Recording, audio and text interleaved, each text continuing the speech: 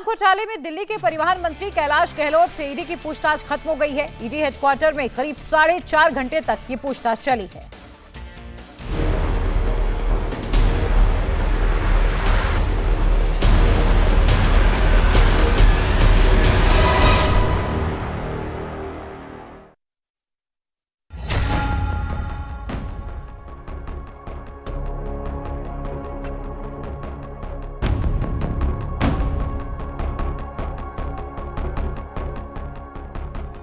उत्तर से लेकर दक्षिण तक इस चुनाव में एक बात कॉमन है। नरेंद्र मोदी जहां भी जाते हैं 400 पार का नारा जरूर लगता है।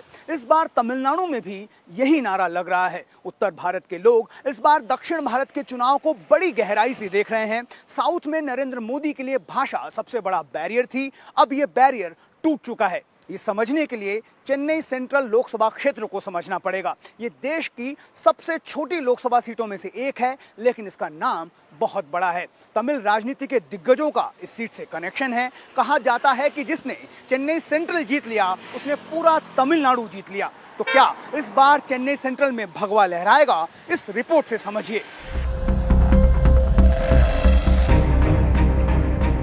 चेन्नई सेंट्रल डीएमके का अभेद्य किला है। 1977 में चेन्नई सेंट्रल लोकसभा सीट अस्तित्व में आई, तब से यहां 7 बार डीएमके ने जीत दर्ज की है। 3 बार कांग्रेस और 1 बार एआईएडीएमके जीत हासिल कर पाई है। चेन्नई सेंट्रल को तमिलनाडु की वीवीआईपी लोकसभा सीट माना जाता है। डीएमके का मुख्यालय भी इसी लोकसभा सीट में है। मुख्यमंत्री एमके स्टालिन के बेटे उदयनिधि स्टालिन की विधानसभा चेपॉक इसी लोकसभा क्षेत्र का हिस्सा है। करुणानिधि भी यहीं से विधानसभा चुनाव लड़ते थे। डीएमके के गढ़ में क्या इस बार हवा बदल रही है? मरीना बीच और समंदर के बीच उठती लहरें तमिलनाडु में बदलती राजनीति का क्या संकेत दे रही हैं? तमिलनाडु की राजधानी चेन्नई का जिक्र मरीना बीच के बगैर अधूरा है। कहा जाता है कि मरीना बीच दुनिया का दूसरा सबसे बड़ा बीच है।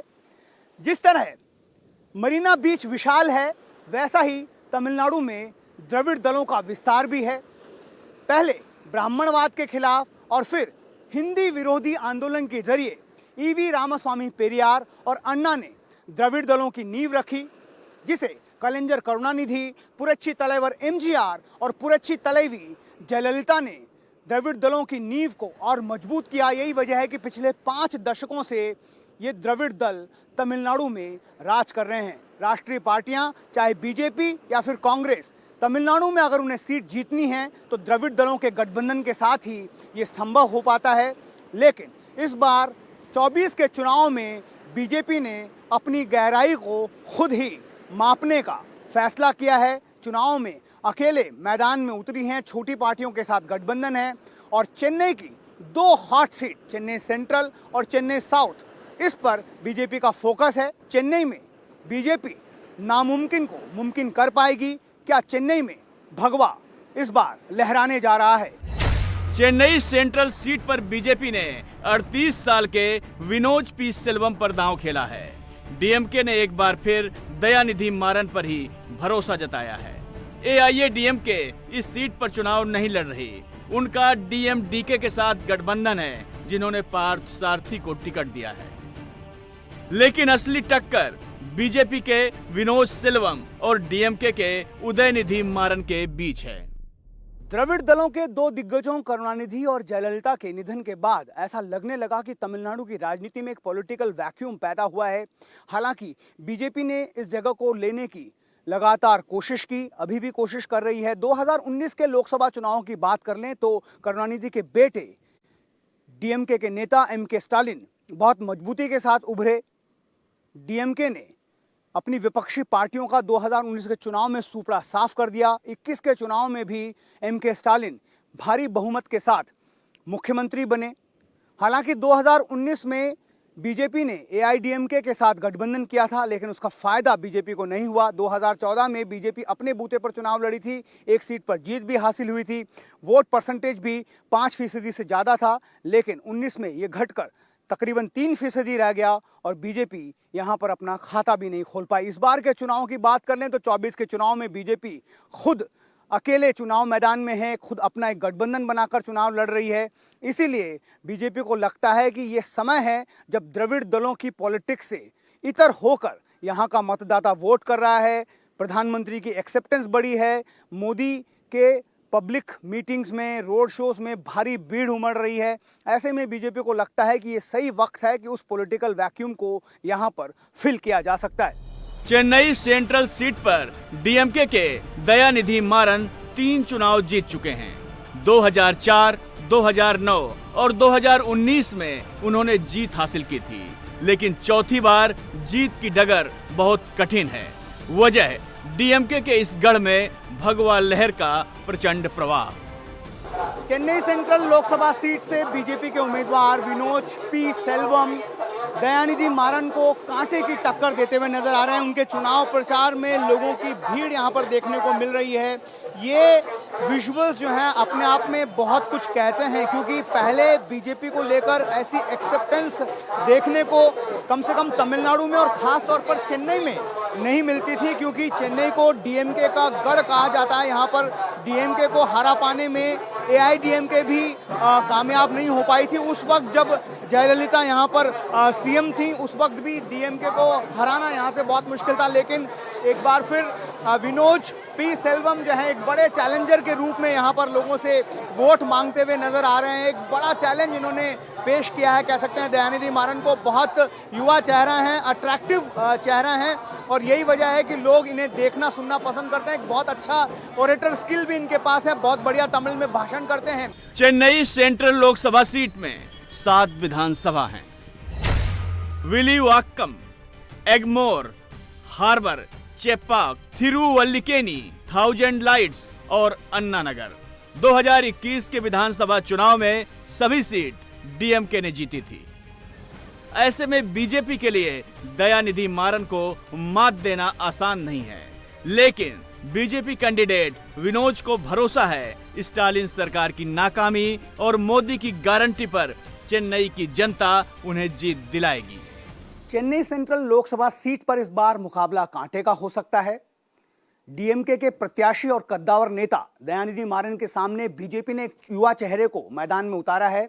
विनोद पी सेल्वम हमारे साथ मौजूद हैं। विनोद, बहुत चैलेंजिंग सीट आपने एक्सेप्ट की है। ऐसा सुनने में आ रहा है कि पूरा तंत्र जो है, पूरा सिस्टम डीएमके का दयानिधि मारन की जीत के लिए काम कर रहा है। आप और भी कोई सीट, आसान सीट ले सकते थे, लेकिन आपने चेन्नई सेंट्रल लोकसभा सीट को क्यों चुना? Shri Narendra Modi has been dedicating himself to the nation, especially to the people of Tamil Nadu and the Tamil language. He has been time and above giving so much importance. He has visited Tamil Nadu over 7 times over the last 1 month.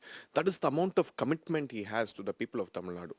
As Karyakartas of BJP, we think it is our duty to win the seat for him. So I think it is time things change. People need governance. There is a lack of governance in Tamil Nadu.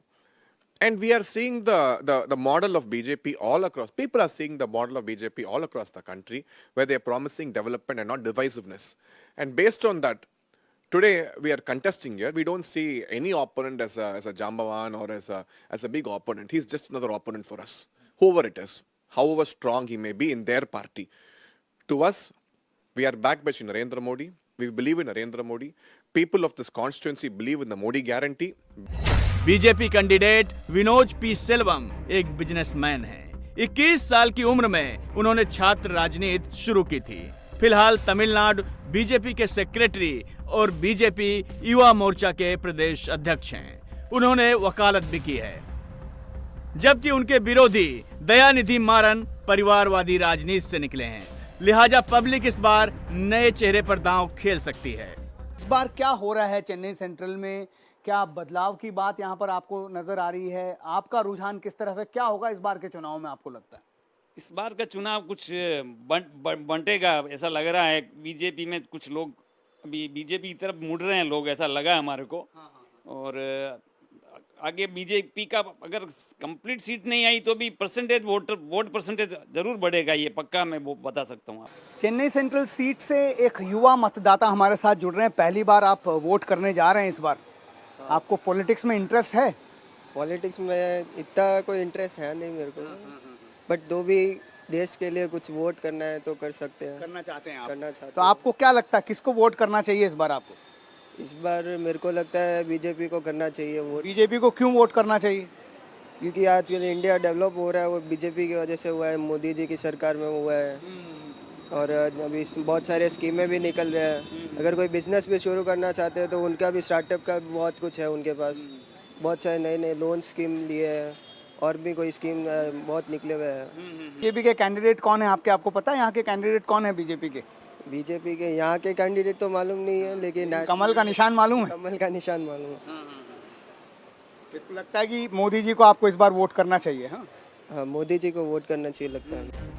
DMK के गढ़ में public क्यों मोदी की guarantee पर मुहर लगाना चाहती है और बीजेपी को क्यों लाना चाहती है? आरोप है कि दयानिधि मारन अपनी लोकसभा में कभी दिखते नहीं। सरकार बनने के बाद 2 साल तक कुछ काम नहीं किया। चुनाव आने पर काम शुरू किया ताकि वोट हासिल किया जा सके। यहाँ तो साहब डीएमके का नाम है, हर जगह डीएमके की गूंज ऐसा लग रहा है। क्या कर पाएगी बीजेपी?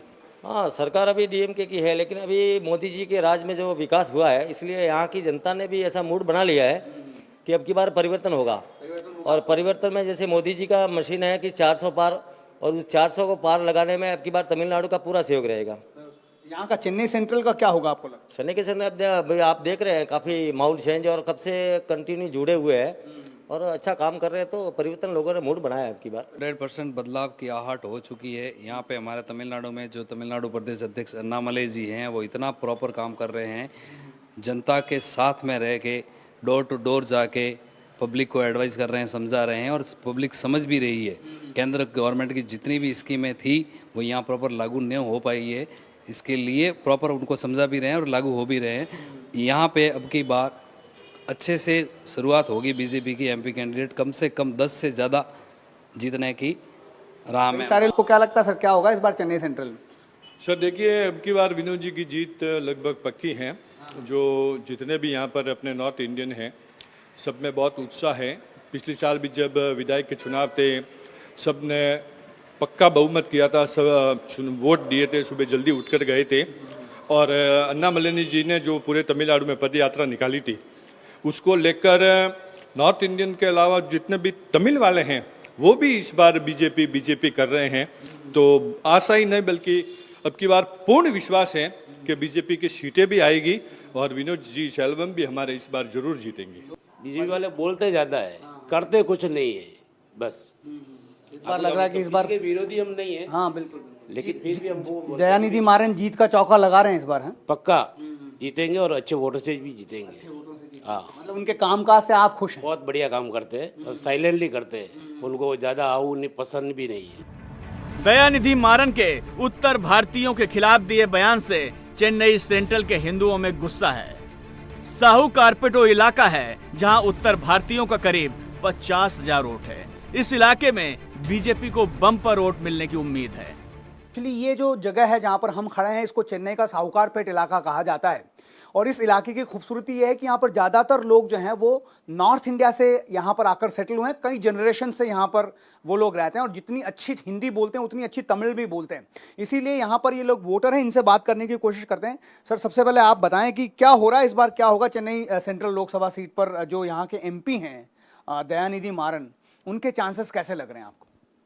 दयानिधि मारन आ सकते हैं, वो पढ़े लिखे हैं। कहते हैं कि तमिलनाडु में इस बार बहुत चर्चा हो रही है बीजेपी की, मोदी जी की भी चर्चा हो रही है। चर्चा हो रही है, वोट परसेंटेज बढ़ जाएंगे, लेकिन सीट निकालना बहुत बड़ा मुश्किल है। इस बार तो एआईडीएमके के साथ गठबंधन नहीं है बीजेपी का, किसी के साथ में नहीं है, लेकिन पूरे देश के अंदर मोदी की लहर है। यहाँ बताइए, आप अपनी सीट पे बताइए। वही मैं बता रहा हूँ, उसका इफेक्ट यहाँ आ सकता है, लेकिन कुछ हद तक वोटर जीत सकते हैं, लेकिन आ नहीं पाएंगे, ये सच बात है। लेकिन तमिलनाडु के अंदर 4 से 5 सीटों का आपको लगता है एआईडीएमके बिखर गई है? डीएमके जो है वो जयललिता के पश्चात में उनका वर्चस्व भी खत्म हो रहा है और आप लगता है वो बिखर गई है? बिल्कुल बिल्कुल बिल्कुल। उस जो बिखराव हुआ है एआईडीएमके में, क्या आपको लगता है वो बिखरने वाले जो वोट हैं, जो वो अब किसकी तरफ देख रहे हैं? वो बीजेपी की तरफ देख रहे हैं कि डीएमके की तरफ देख रहे हैं? वो डीएमके की ओर ही जाएंगे, क्योंकि डीएमके ने 2 साल स्टार्टिंग में काम नहीं किया, लेकिन इस साल के अंदर उन्होंने काम किया है। 400 अगर पार करना है बीजेपी को तो जाहिर तौर पर साउथ इंडिया में उनको बहुत सारी सीटें निकालनी पड़ेंगी।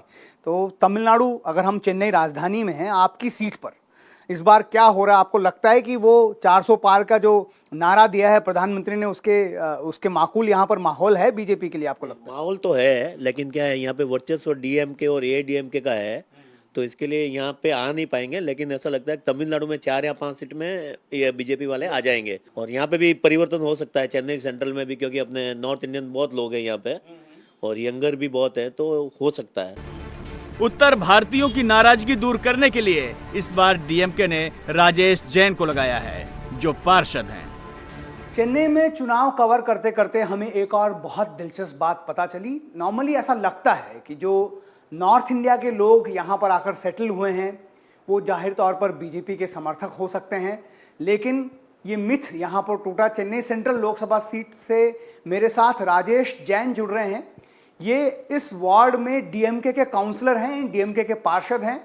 राजेश जी, बहुत स्वागत है इंडिया टीवी में। बहुत दिलचस्प ये बात है कि एक नॉर्थ इंडिया से आया हुआ व्यक्ति यहाँ पर डीएमके की पार्टी में काउंसलर चुना गया है। कैसे पॉसिबल हो पाया ये तो सब क्या बोलते हैं, टाइम की बात होती है। जब जैसे ही हम लोग यहाँ आए तो पहले लोग समझते थे कि अब नॉर्थ इंडियन नहीं जुड़ना चाहिए, मगर जो डीएमके पार्टी ऐसी है कि इसको नहीं एक नॉर्थ इंडियन जुड़ना चाहिए, तो इससे अपना ही फायदा है, अपने एक कॉम का और जो जेन्स का, एक नॉर्थ इंडियंस का होता है उनका एक बेनिफिट्स है। आपको लगता है यहाँ पर लड़ाई सिर्फ डीएमके और एआईडीएमके के बीच में ही है? उनके बीच में ही है। बीजेपी अभी तक फाइट में नहीं है? आपको अभी तक नहीं है। अभी तक फाइट नहीं है। आपको लगता है, क्योंकि आप तो नॉर्थ इंडियंस के बीच में ज़्यादा रहते हैं, इसलिए आपसे ये सवाल पूछ रहा हूँ, आपको लगता है कि यहाँ पर पार्टी का जो एक्सेप्टेंस है बीजेपी का वो बढ़ गया है, लोग अब बीजेपी की चर्चा करने लगे हैं? आपको ऐसा लगता है? नहीं, अभी तक तो फिलहाल यहाँ पे नहीं है, क्योंकि यहाँ कुछ भी काम होता है, यहाँ कुछ भी होता है तो उनको पता है कि हम लोग को इनके साथ ही रहना है। जब भी इनका काम होगा, भले सेंट्रल में बीजेपी है, यहाँ स्टेट के अंदर अभी आज डीएमके ही है और हम डीएमके को ही सपोर्ट कर रहे हैं। बीजेपी क्यों चेन्नई सेंट्रल में बड़े उलटफेर का दावा कर रही है? चेन्नई सेंट्रल सीट पर वन्नियर समुदाय का भी काफी असर है, जो पीएमके के कोर वोटर हैं। पीएमके का इस बार बीजेपी के साथ गठबंधन है। इसके अलावा 12% दलित वोट भी हैं, जो जॉन पांडियन की पार्टी टीएमएमके के सपोर्टर हैं। इनका भी बीजेपी के साथ गठबंधन है। एआईएडीएमके यहाँ से चुनाव नहीं लड़ रही है। अगर उनका वोट बीजेपी की तरफ शिफ्ट होता है तो बीजेपी यहाँ जीत सकती है, लेकिन कई लोगों का दावा है कि एआईएडीएमके ने नहीं लड़ने और उनके गठबंधन के कमजोर कैंडिडेट देने से